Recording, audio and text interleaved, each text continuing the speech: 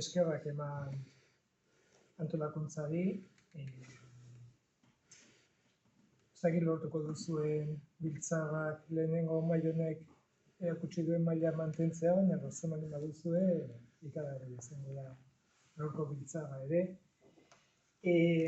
Eskerrik asko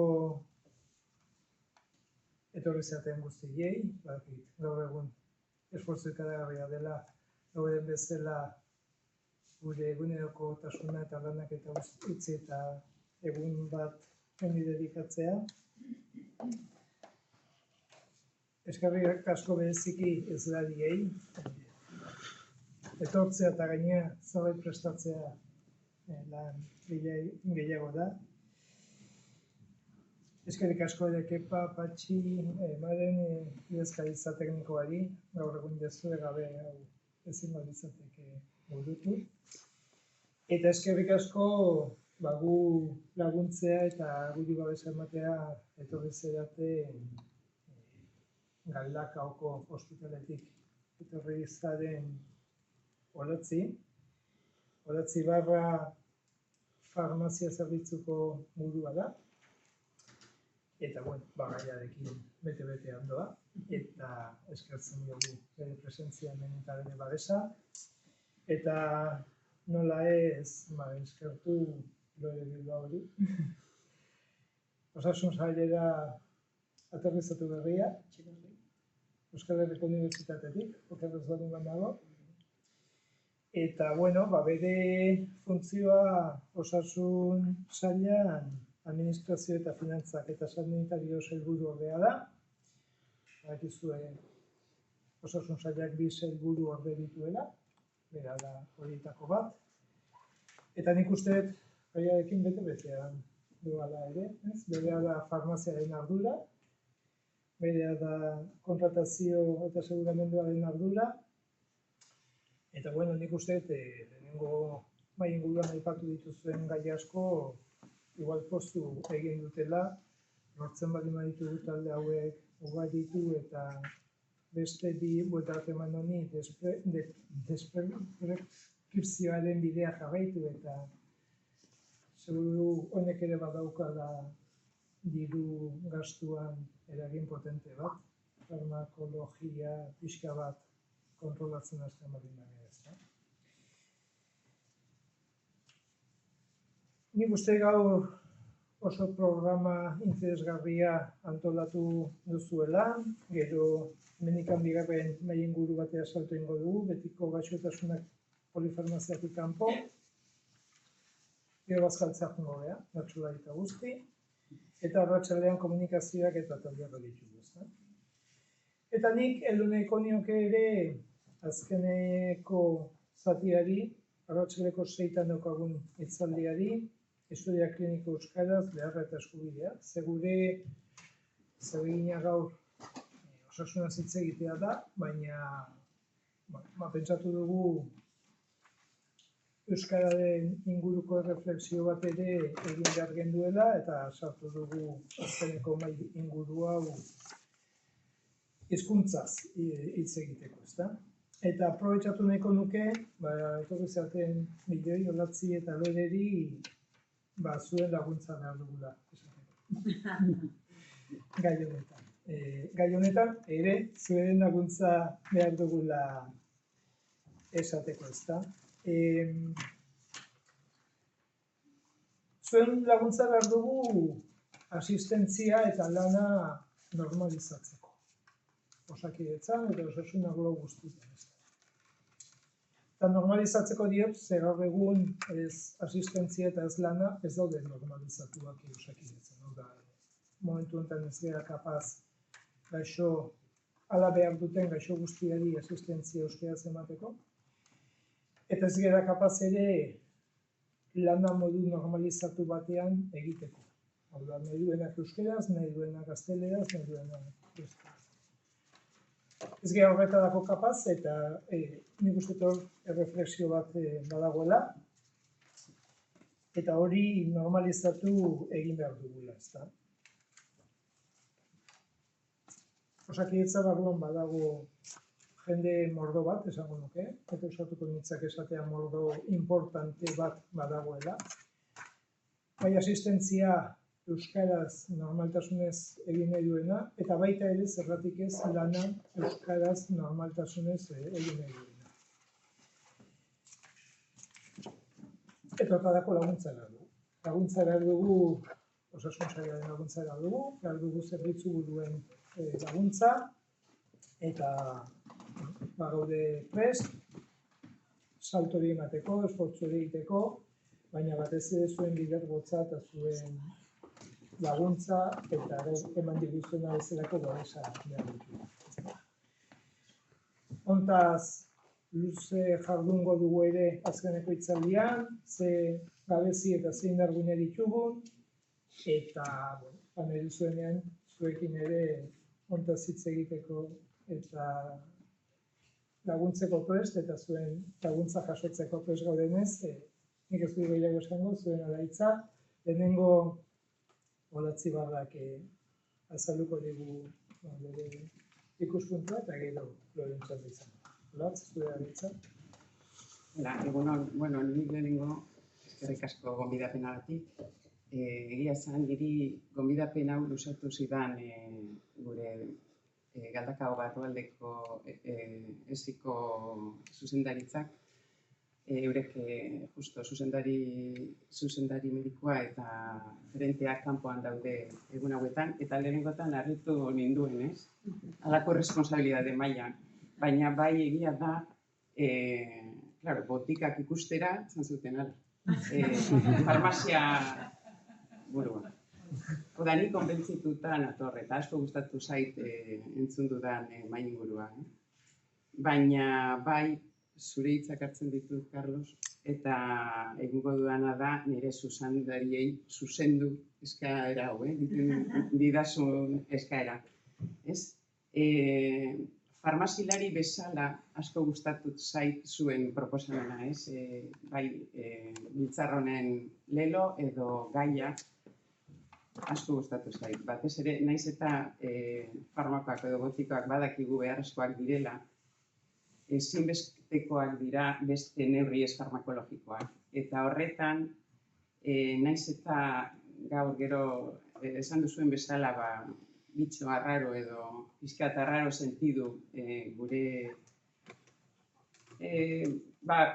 ideiakin edo ideia zabaltzeko ez digulako inguruneak asko laguntzen, uste dut jarraitu behar dugula, ez? Ahotsa edo ideia hori ezin dugu galdu. Eta hortan, osasuna hobetzeko bai botika, bai beste neurri batzuk, baina funtsezkoa da gaixoaren partaidetza.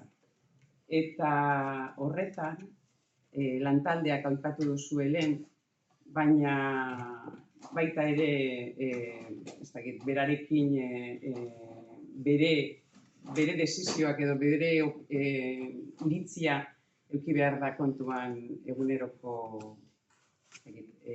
bere osasuna hobetzeko, ez?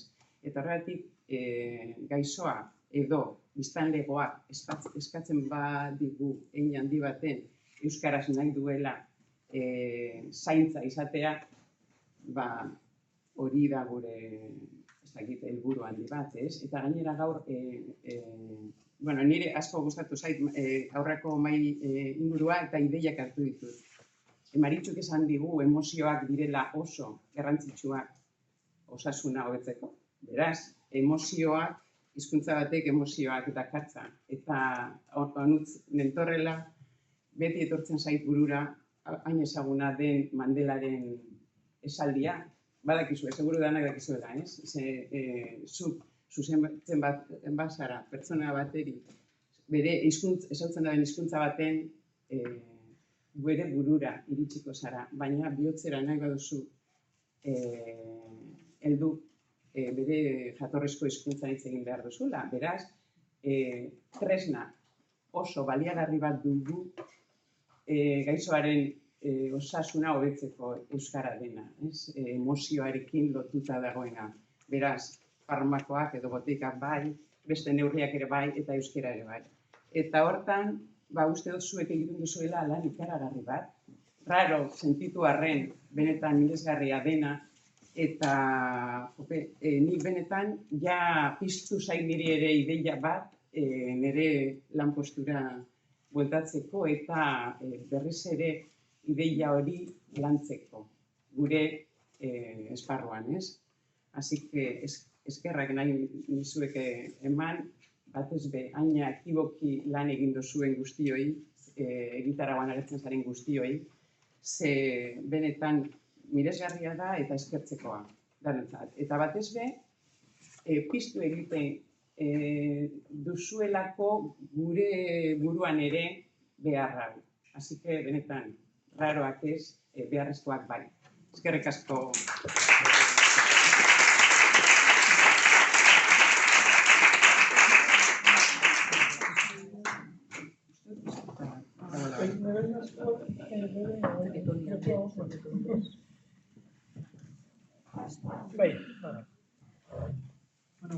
Egunon guztioi eta osasun sailaren izenean eskerrik asko osasungua euskalduntzeko erakundeari biltzar honetan parte hartzeko aukera emateagatik. Eta eskerrik asko hemen partaide guztioi. Olatek esan duen bezala, gonbidapena iritsi zenean, pixka bat zalantza zan, farmaziako zuzendaria etorri edo ez, ikusita biltzar honen izenburua zein zen. Baina nik begi esan plazer handiarekin hartu nuen gonbidapena ni neu etortzeko, kontuan izan da, hau dela nire lehenengo ekitaldi baten aurkezpena, eta euskaraz egitea niretzat begi esan plazer bat.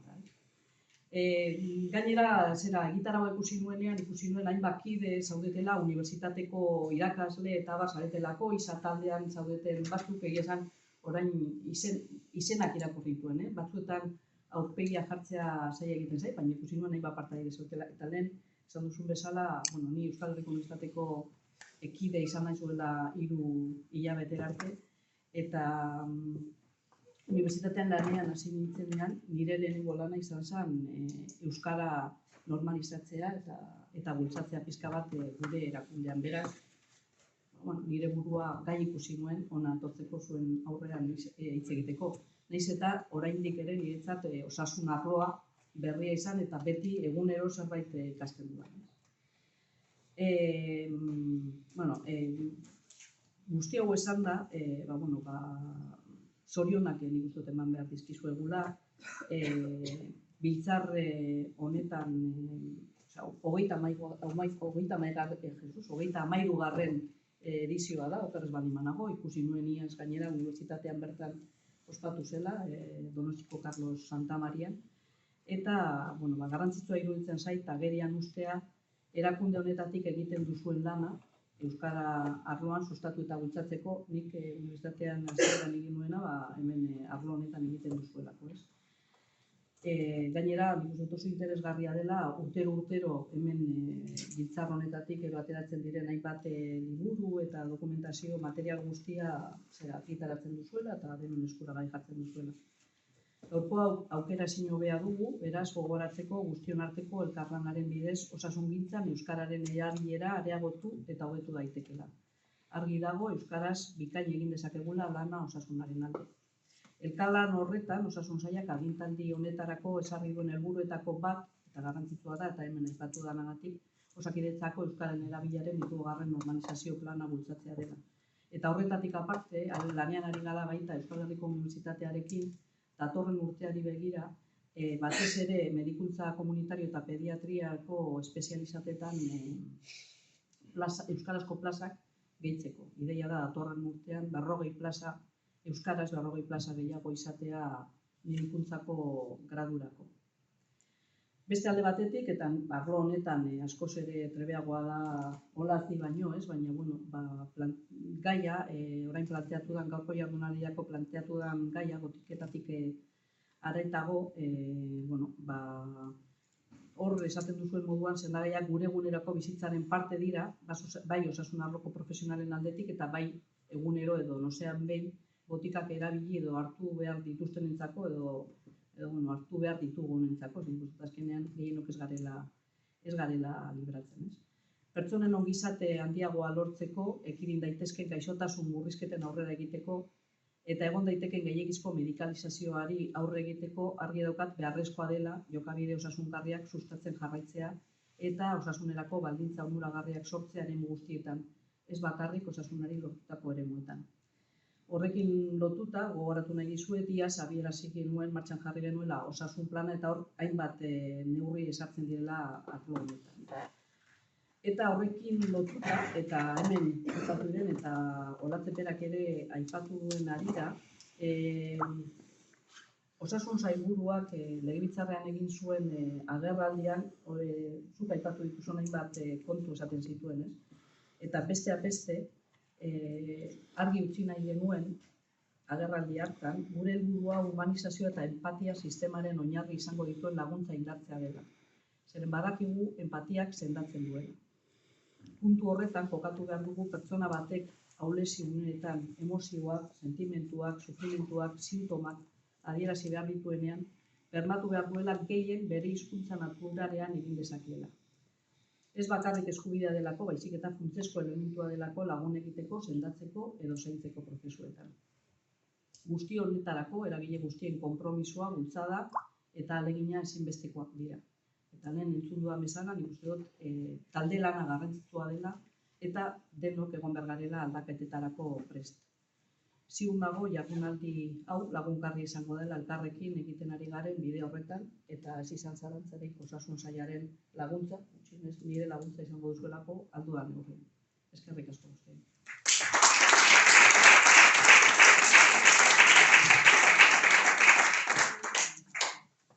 Eskerrik asko Olatz, eskerrik asko Lone. Gero Zornotzako alkatearen momentu batean inguratuko da, usteko da beste zeregin batean danbetik zegoela, baina adierazi du behintzate agurtzeko asmoa eta momentu batean inguratzeko asmoa, beraz eskerrik asko Lone eta nire zezuen horrezagatik.